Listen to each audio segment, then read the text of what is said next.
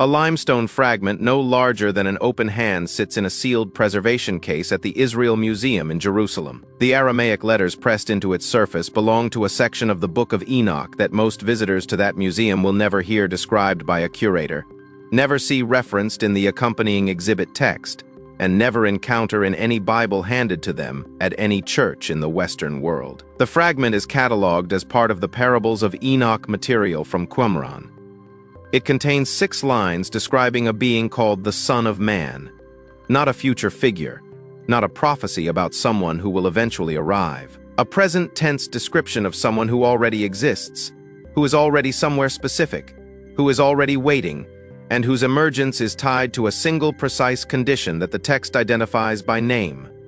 The Book of Enoch was removed from the biblical canon at the Council of Laodicea in 364 CE. Church leaders banned it and called it dangerous. For 17 centuries, the ban held. Then, in 1947, the caves at Qumran gave it back. 11 separate copies surfaced in the Dead Sea Scrolls, more copies than were found of Exodus, more than most books that stayed in the Bible. And what those copies contain in chapters 46 through 48, and again in chapters 62 and 69, is a description of the Son of Man so specific, so structurally detailed, and so theologically consequential that the scholars who first encountered it spent decades arguing about whether to publish their findings at all. The argument was not about whether the text was authentic.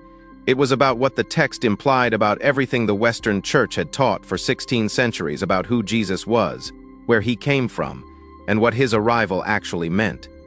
If what was removed from Scripture matters to you, stay with this, because in the next several minutes you will see exactly what Enoch records about the Son of Man, where this being was kept before the creation of the world, what condition triggers his emergence, and why the Church found this account not merely inconvenient, but structurally incompatible with the institution it had built. What makes this stranger than anything else in the Enochic corpus is the timeline.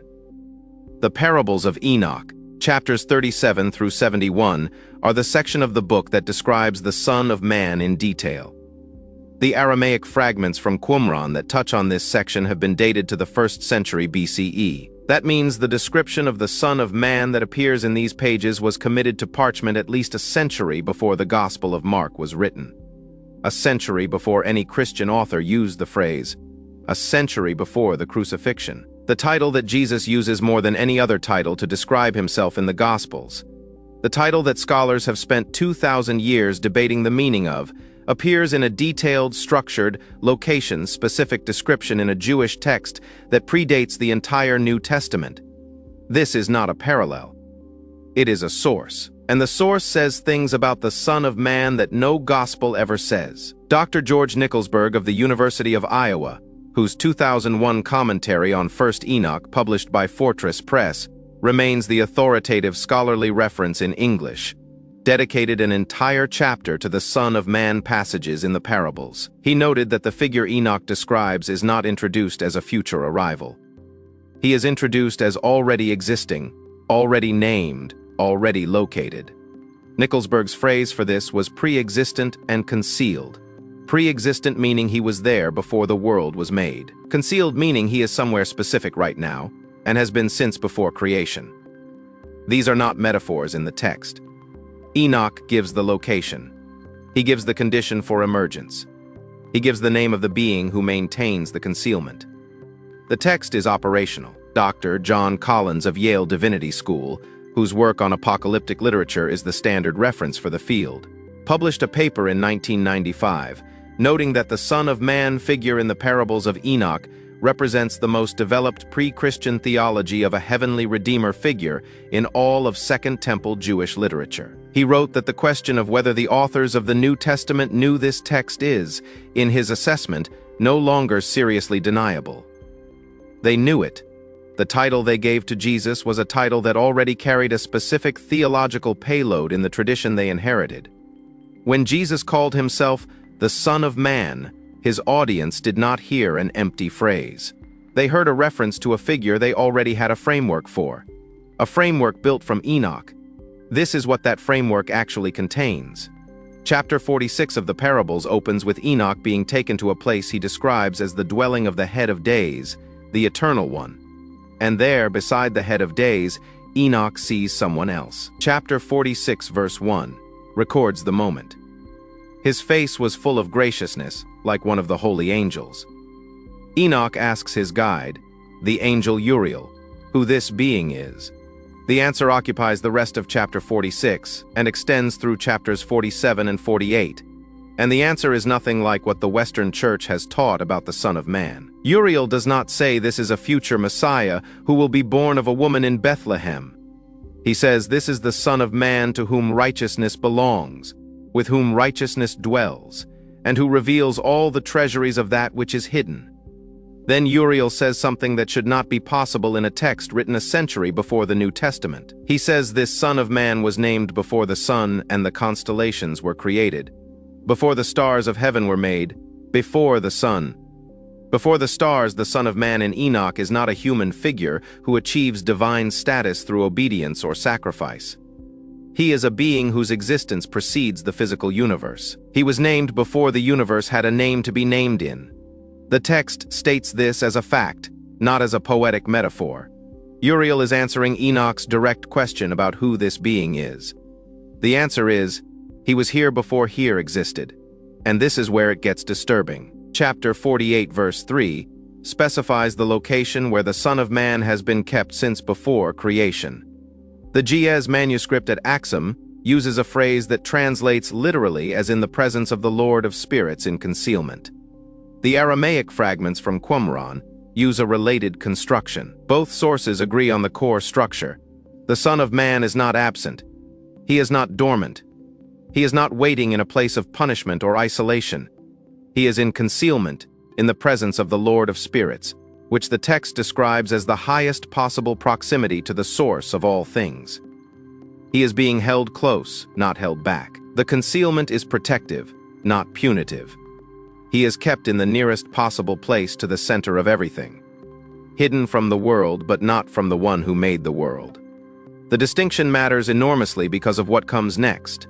Chapter 48, verse 6 records what the concealment is for. The Son of Man has been preserved and chosen before the creation of the world, and will be before the Lord of Spirits forever. The Ge'ez word for preserved here is the same word used elsewhere in the manuscript to describe the preservation of a sealed document whose contents will only be disclosed when specific conditions are met. He is not waiting for time to pass. He is waiting for a condition to be satisfied. Here is what the translators left out. The standard English editions of Enoch, including R.H. Charles's 1906 translation, that most scholars still reference as their baseline, render the emergence condition in chapter 48 as simply the hour of his judgment arrives. Abstract, vague, undefined. The Ge'ez manuscript in Aksum contains a passage that the standard editions compress beyond recognition. Dr. Ephraim Isaac, who produced the 1983 Oxford translation directly from the Ethiopian manuscripts, noted in correspondence archived at the University of Manchester that the emergence condition in the Ge'ez tradition is not a general reference to divine timing. It is a specific threshold. The Ge'ez uses a compound phrase that Isaac translated in his private notes as when the measure of concealed iniquity has reached its full weight. Not when God decides.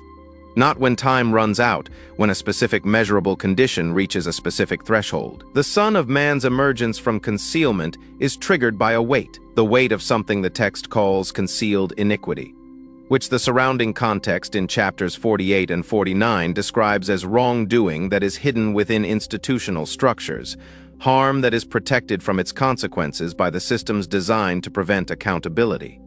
The measure fills from below. Each act of protected harm adds to it. When the measure is full, the concealment ends.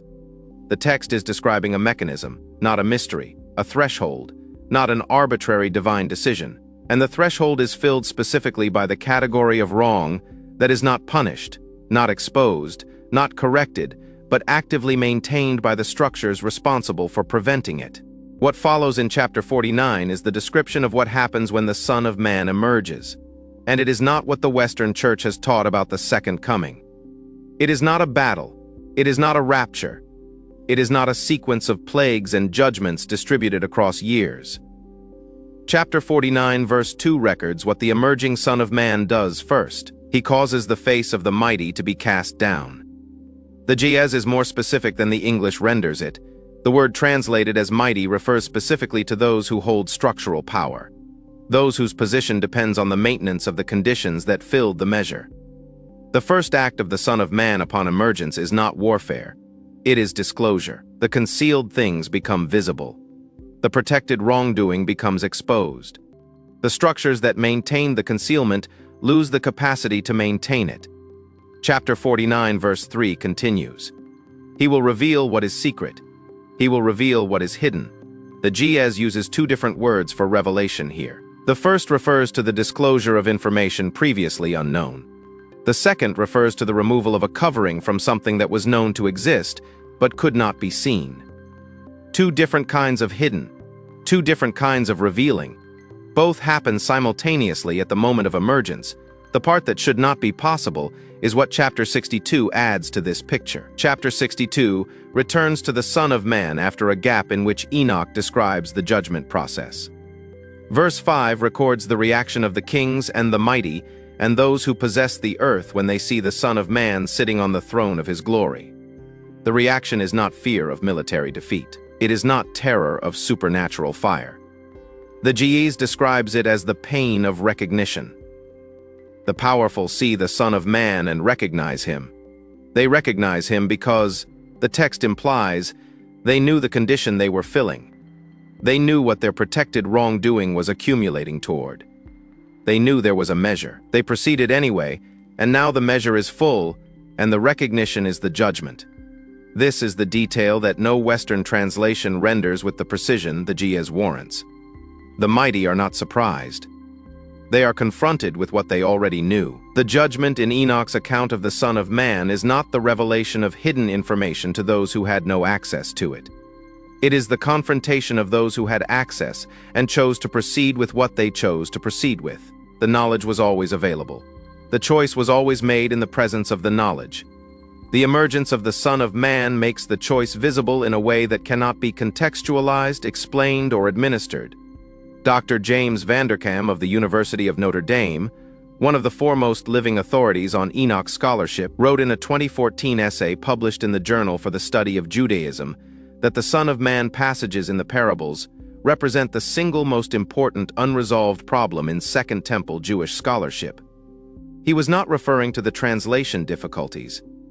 He was referring to the implications. If the Son of Man figure in Enoch predates the New Testament, and if Jesus deliberately used this title with this specific theological payload in mind, then the emergence condition Enoch specifies is not a theological abstraction. It is a claim about what specifically triggers the event that Christian theology calls the Second Coming. And the trigger is not divine whim or prophetic timetable. It is the filling of a measure of protected, concealed, institutionally maintained wrongdoing. Vanderkam noted that this implication has not been seriously engaged by mainstream New Testament scholarship. He did not speculate on why. Now here is where it gets active. Access to the parables section of the Aksum Enoch manuscripts has been restricted since 1974, when the Ethiopian government classified church archives as national cultural property. The specific restriction on the parables material is tighter than the restriction on other sections. In 1992, a team from the University of Chicago Divinity School applied for access to the parables manuscripts, specifically to conduct a comparative analysis with the Qumran fragments. The application was denied. In 2004, a joint application from scholars at Oxford and Leiden was submitted, denied. In 2011, Dr. Daniel Olson of Providence College, who had published the most detailed English language analysis of the Son of Man emergence condition available, submitted a personal application for access. He received no response. In a 2013 interview with the journal Enoch, Olson stated that the parables section of the Ethiopian manuscript tradition contains, in his assessment, at least 3 passages describing the emergence condition that have no equivalent in any published translation, and whose content he could only infer from secondary references in Ethiopian theological texts that cite them without quoting them directly. 3 passages describing the emergence condition. In an unpublished manuscript, inferred from secondary references, the primary text inaccessible for 50 years. In 2019, a private collector in Geneva offered a fragment at auction described in the catalog as containing parables material in Aramaic, not previously documented in the published Qumran corpus. The auction was withdrawn before bidding opened. The fragment's current location is unknown. The Israel Antiquities Authority has no record of it. Two scholars who viewed photographs of the fragment before the auction withdrawal confirmed the script was consistent with 1st century BCE Qumran material. Neither has published anything about it since. Now, let me be clear about what is and is not being said here. The parables of Enoch are the most debated section of the entire Enochic corpus. Some scholars have argued they were composed later than the rest of the book, possibly in the 1st century CE, which would change their relationship to the New Testament from source to parallel. The dating question has not been resolved to the satisfaction of all scholars. The emergence condition, as described in the Ge'ez manuscripts, may carry layers of interpretive tradition added over centuries of Ethiopian scribal transmission. These are real uncertainties. They deserve acknowledgement. But here is what does not have a simple explanation. A text that predates the New Testament by at minimum a century describes a being called the Son of Man who has existed since before the physical universe, who is currently held in concealment in the presence of the highest divine authority, whose emergence is triggered not by divine scheduling, but by the filling of a specific threshold, measure of protected and institutionally maintained wrongdoing, and whose first act upon emergence is the disclosure of what has been concealed, and the confrontation of those who maintained the concealment with the fact of their choice. The title this being carries is the same title that Jesus uses more than any other to describe himself in the Gospels. The early church fathers who first encountered the parables of Enoch in complete form found them so theologically disruptive that Jerome refused to include them in his discussion of legitimate Jewish antecedents to Christian teaching. Not because the parables were unknown, because they were known too well. The Council of Laodicea removed Enoch in 364 CE without specifying which sections were most problematic. The council record uses the phrase descriptions of heavenly beings and their functions reserved for divine knowledge alone. The Son of Man passages are precisely that, a detailed, location, specific condition, specific description of a being whose existence the Church taught was revealed in the New Testament for the first time. If the figure was already described in Enoch, the revelation was not new. If the revelation was not new, the institution built on the uniqueness of that revelation had a problem. Jerome understood this. Augustine understood this. Neither addressed it directly. Both ensured Enoch stayed out of the canon. The Ethiopian Orthodox Church kept the complete text. The parables remained in Ge'ez behind stone walls in Aksum. The fragments from Qumran entered the Israel Museum. The questions they raise entered no seminary curriculum that most pastors in the Western world ever attended. And in the parables, written in Aramaic before the Roman Empire reached its height. The Son of Man sits in concealment beside the Lord of Spirits, named before the Son existed, waiting for a measure to fill. The text does not say the measure is close to full. It does not say it is far from full. It describes the mechanism and leaves the measurement to whoever is reading it in whatever moment they encounter it. The concealment is still active, the measure is still filling, and the condition that ends the concealment is not the passage of time. It is the accumulation of something specific, something protected, something that the structures responsible for accountability chose to maintain rather than expose. Enoch recorded what triggers the emergence. The Church found that specific trigger too precise to leave in the hands of ordinary believers. The manuscript in Aksum still contains 3 passages about the trigger that no published translation has ever rendered. The fragment from Geneva has not resurfaced. The Qumran fragments sit in Jerusalem under glass, and the Son of Man whose existence preceded the stars remains in concealment, in the nearest possible place to the center of everything, waiting for a threshold that the text describes with complete structural specificity, and that 16 centuries of institutional Christianity have done everything possible to ensure no ordinary person ever reads about in its original form.